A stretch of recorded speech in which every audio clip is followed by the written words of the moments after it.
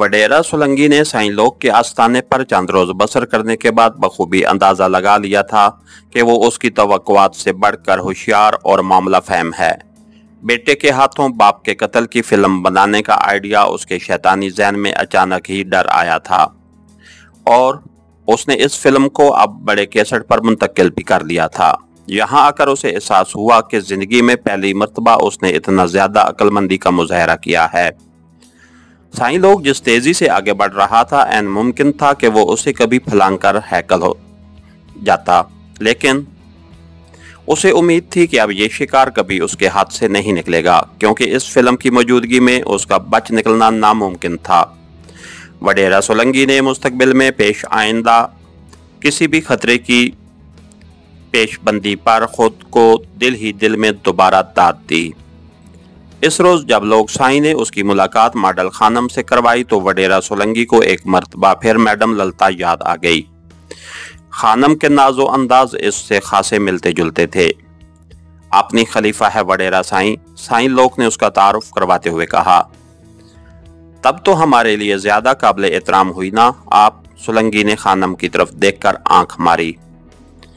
साईं जी का करम है वडेरा साईं, वरना मैं बेचारी किस काबिल, खानम ने बगैर किसी हिचकिचाहट के अपने सारे जिस्म को हिलाते हुए कहा। मुस्तकबिल में हम अच्छे दोस्त साबित होंगे, सोलंकी ने उसकी तरफ हाथ बढ़ाया जिसे खानम ने गर्मजोशी से थाम लिया।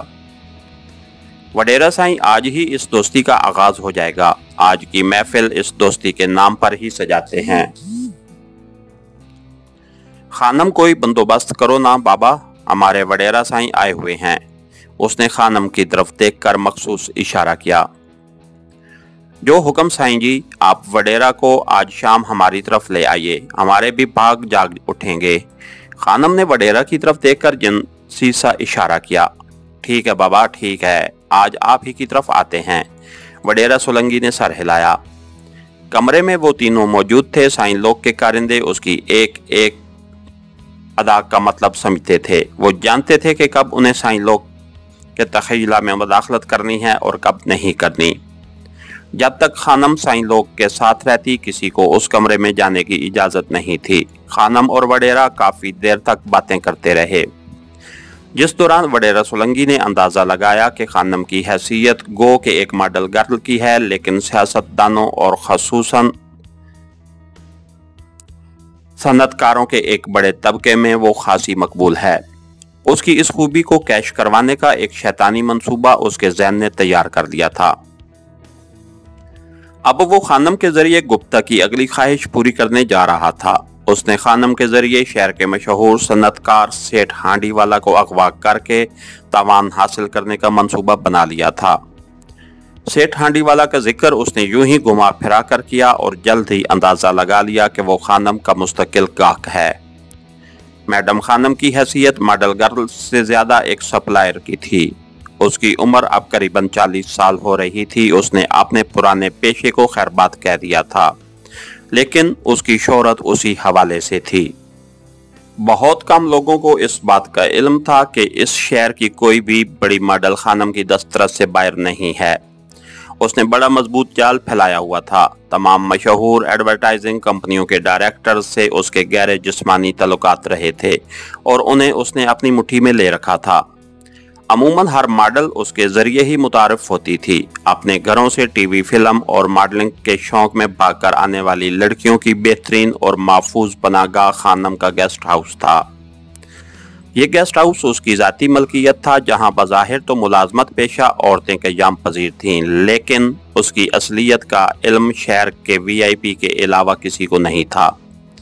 कभी अगर पुलिस को इस गेस्ट हाउस पर होने वाली किसी सरकलरी की इत्तला मिलती तो उसे दबा दिया जाता। आज तक किसी पुलिस अफीसर ने यहाँ छापा मारने की हिम्मत नहीं की थी। जिस किसी ने ऐसा ख्याल भी जाहिर किया उसका तबादला फौरन ही किसी दूर दराज मजाफाती इलाके में करवा दिया जाता।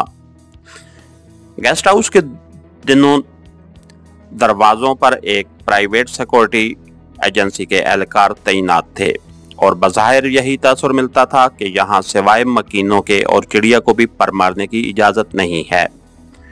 अगर किसी इखबारी नुमाइंदे ने भी उधर का रुख किया तो उसे भी ये गार्ड अंदर दाखिल नहीं होने देते थे, और इस बात का तो सवाल ही नहीं उठता था कि यहाँ की किसी लड़की की जबान से कोई अंदर होने वाली पुरअसरार सरगर्मियों के मुतल्लिक एक लफ्ज भी निकलवा सके। खानम इस शहर की मशहूर सोशल वर्कर थी। उसके पास हुस्न जवानी और दौलत तीनों नेमतें मौजूद थीं, और उनका मौका महल की मुनासबत से उससे ज्यादा बेहतरीन इस्तेमाल और कोई नहीं जानता था। ये गेस्ट हाउस खानम का बड़ा मजबूत हथियार था। इस पर जब भी कोई हमला होता इस हथियार से उसे पसपा कर देती। उसने जानबूझकर यहाँ मुंतखब लड़कियों को ही जगह दी थी। उनमें गालिब तादाद वो थी जो शो बिजनेस में नाम कमाने के लिए कुछ भी कर गुजरने को तैयार थीं। उन्हें शो बिजनेस में खानम लाई थी और उसके लिए सब कुछ वो कर रही थी। खानम के नजदीकी हलकों में उसे मुतल्लिक एक अजीबोगरीब आदत का जिक्र भी किया जाता था। वो बिला की तशद्दुद पसंद थी। किसी भी लड़की को अपने हाथों मारकर उसे अजीब किस्म की लज्जत का एहसास होता था। उसने अपने पास एक हंटर रखा हुआ था जिसका वो मौके महल की मुनासबत से इस्तेमाल करती रहती थी। जब एक मर्तबा उसे एक अखबार नवीस ने इस आदत से मुतल्लिक सवाल किया तो एक लम्हा हिचकिचाए बगैर खानम ने जवाब दिया था कि अगर वो लड़कियों पर सख्ती ना करे तो वो कोई भी गुल खिला सकती हैं, और उसे एक तरह इन लड़कियों की गार्डियन की हैसियत हासिल है, लिहाजा वो उन्हें डिसिप्लिन का पाबंद जरूर रखती है। अलबत्ता मारपीट से मुतल्लिक जो खबरें फैलाई जाती हैं उनमें कोई सदाकत नहीं। उसने सवाल करने वाले अखबार नवीस के इंतहाई करीब होकर उसे ये सवाल किया था कि क्या वो उसे तशद्दुद पसंद दिखाई देती है। अखबार नवीस उस एक लम्हे की इंतहाई कुर्बत से करीबन बुखला गया था। बेख्तियार उसके मुंह से ना निकल गया, यही सच है, यही लिखना। उसने अखबार नवीस के कानों में सरगोशी की और दफ्तर पहुंचने से पहले उसकी जेब तक एक लिफाफा भी पहुंचा दिया। अगले रोज के अखबार ने लोगों को हैरान कर दिया कि वो अखबार नवीस जो एक अरसा से खानम के खिलाफ गलत अफवाहें फैला रहा था, आज खुद ही उन सब की तरदीद करता दिखाई दिया। उसने खानम से मुतल्लिक अपने कालम में लिखा कि उसे एक साजिश के तहत गुमराह करने के लिए गलत इतलात पहुंचाई गईं, और जब वो उनकी तस्दीक के लिए खानम से मिलने गया तो उसके हुस्न सलूक को देखकर हैरान ही रह गया। वो तो खानम के लिए ऐसा रतबुल लिसान हुआ कि उसने पाकिस्तान जैसे नजरियाती माशरे में ऐसे सख्त तबीयत रखने वाले और डिसिप्लिन की पाबंद खातून को आइडियल करार दे दिया, और ये सिफारिश भी की कि खवातीन के ऐसे तमाम हॉस्टल्स और गेस्ट हाउस की निगरानी पर मामूर खवातीन को खानम की ही तकलीद करनी चाहिए। इसके साथ ही हमारी आज के एपिसोड का इख्तिताम हुआ।